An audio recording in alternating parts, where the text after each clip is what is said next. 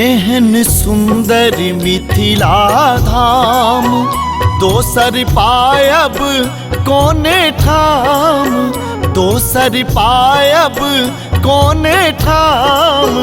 दुल्हा दुल्हिन सीताराम जनकपुरी में, हे बरियो कन्या सीताराम जनकपुरी में।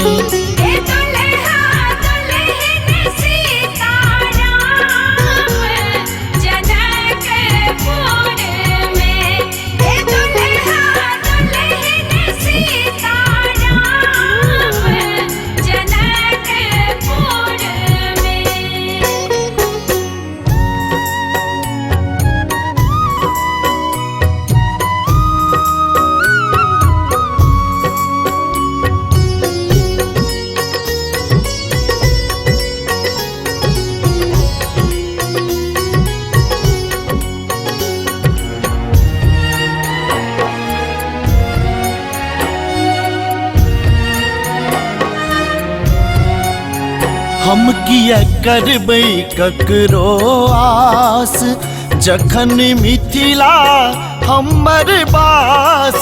हम किया करबै ककरो आस, जखन मिथिला हमर बास।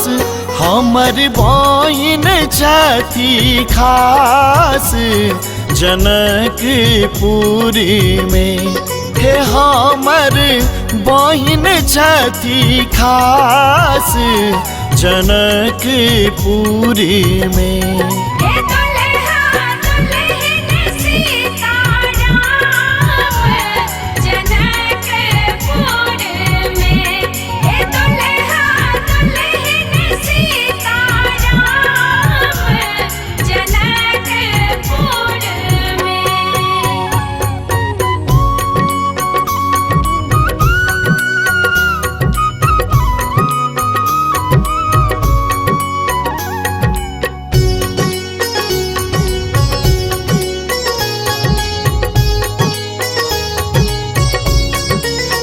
जखन मिथिला हमर धाम, तखन तीरथ के कोन काम।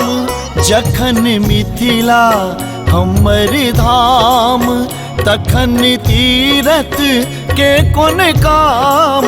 जहाँ शोभित सीताराम जनकपुरी में, हे जहाँ शोभित सीताराम जनकपुरी में।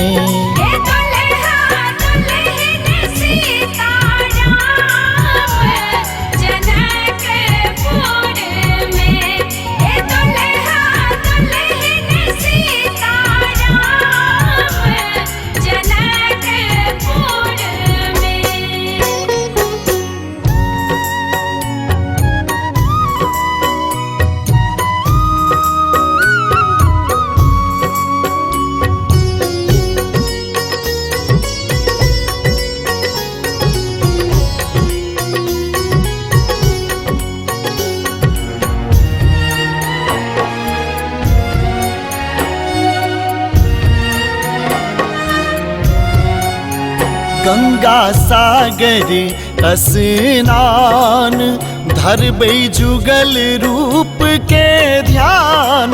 गंगा सागर स्नान, धरबै जुगल रूप के ध्यान। पढ़बै पोथी आर पुराण जनकपुरी में, हे पढ़बै पोथी आर पुराण जनकपुरी में।